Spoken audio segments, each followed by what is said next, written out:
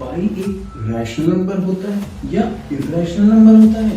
Question इतने कम step में कैसे?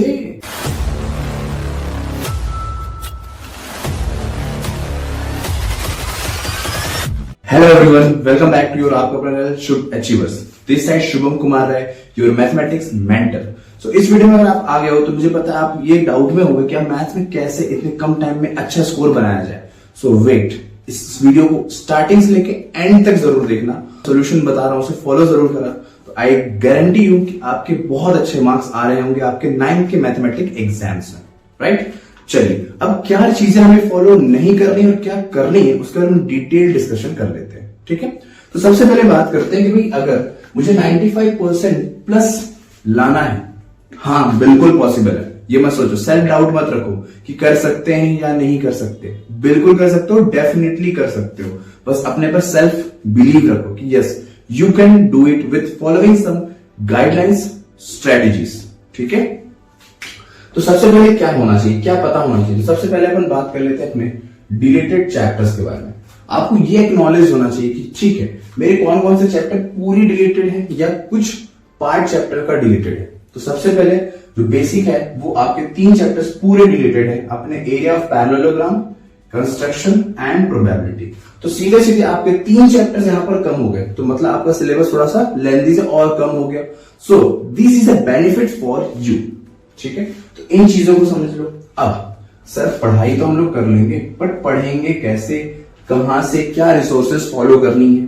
ठीक है, तो सबसे पहले देखो यार, रिसोर्सेज में आई विल बी सजेस्टिंग कि एनसीईआरटी से बढ़कर कुछ नहीं है।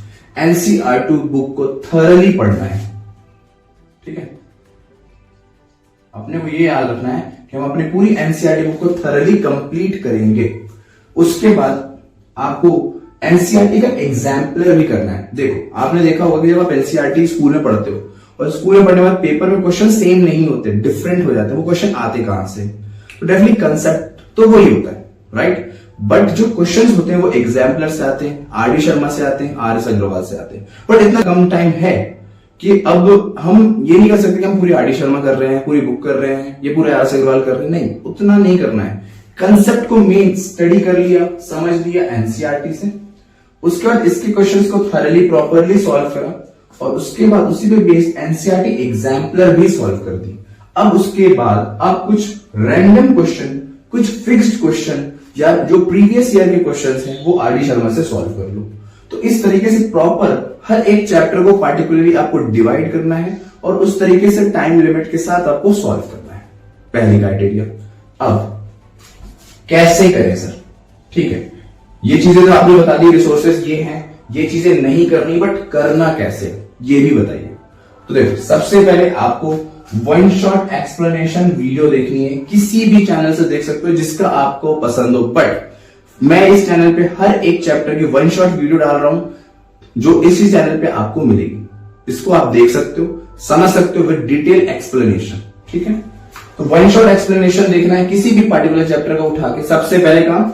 दूसरा, उसके बाद आपको ये देखना है कि इसकी एनसीईआरटी क्वेश्चन हम थॉरली कर रहे होंगे और सिर्फ क्वेश्चन नहीं करना है, ध्यान से देखना, एग्जाम्पल्स भी करने हैं। जनरली क्या होता है, हम लोग एग्जाम्पल स्किप कर देते हैं, बट एग्जाम्पल्स भी बहुत इंपॉर्टेंट है और उनसे सिमिलर क्वेश्चन या वैसे ही क्वेश्चन आपको एग्जाम में देखने को मिलेंगे।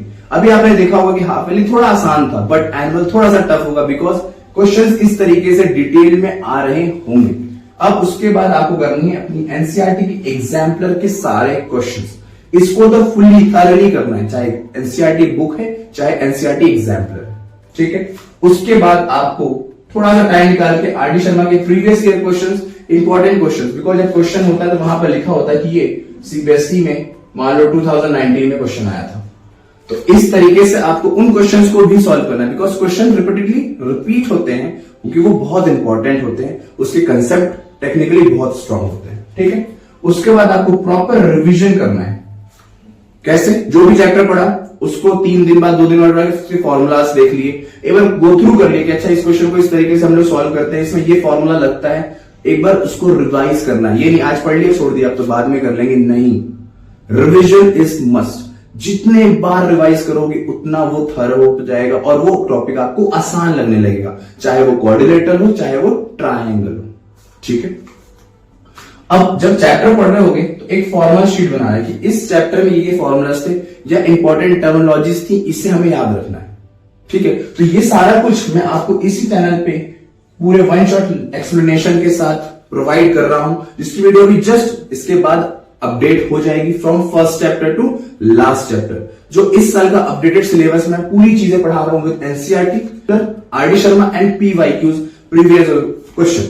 अगर इस वीडियो के पूरे चैनल्स में आपने इस पूरे वीडियो को देख लिया, समझ लिया, कर लिया, आई गारंटी यू कि इससे बाहर पेपर नहीं जाएगा। सेम इसी पे वीडियो पे या इसी इंपॉर्टेंट क्वेश्चन से सेम क्वेश्चन आपको अपने एग्जाम में देखने को जरूर मिलेंगे। ठीक है, अब फाइनली बात कर लेते हैं सर ये सब तो करना है, क्या नहीं करना है। सबसे पहले भाई सेल्फ कॉन्फिडेंस रखना है। ठीक है, आप लोग जो सेल्फ डाउट करते हो वो मत करो कि मेरे से हो पाएगा कि नहीं, अब 2 महीने में मैं तो नहीं कर पाऊंगा। भाई सब कर लेंगे। सेल्फ बिलीव रखो, कभी भी सेल्फ डाउट मत रखो, अपने पर विश्वास रखोगे, सब कर सकते हो। Everything is possible. ठीक है, ऐसा कुछ है ही नहीं जिंदगी में जो हम नहीं कर सकते। We are the human creature, हम सब कुछ कर सकते हैं, इस चीज को याद रखो। ठीक है, सेकंड, रिवीजन नहीं करना। ध्यान दे, हम लोग क्या करते हैं, पढ़ने में रिवाइज नहीं करते, ओवर कॉन्फिडेंट हो जाते हैं कि हमें सब आता है। भाई रिवीजन करना है। ठीक है, अब जब आप कैलकुलेशन कर रहे हो जैसे सरफेस एरिया वाले चैप्टर में, तो हमारे जैसे कुछ बच्चे हैं जो कैलकुलेटर का यूज कर लेते होंगे। भाई कैलकुलेटर बिल्कुल यूज नहीं करना। अगर आप कैलकुलेटर यूज करते हो तो आपकी जो क्रिटिकल थिंकिंग है, कैलकुलेशन, वो डाउन हो जाएगी और आप एग्जाम में परफॉर्म नहीं कर पाओगे। इस चीज को ध्यान से समझो। टाइम लग रहा है, कोई बात नहीं है, अपने पास 2 से 2.5 महीने का टाइम है। आराम से बैठ के एक एक छोटी छोटी कैलकुलेशन करेंगे हम। समझ में आ गई बात।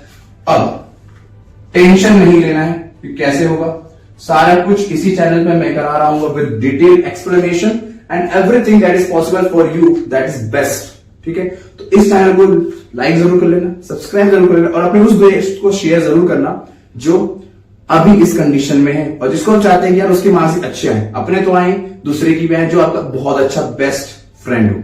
ठीक है, तो अगली वीडियो में मिलते हैं। सी यू, बाबा, more power to and more practice.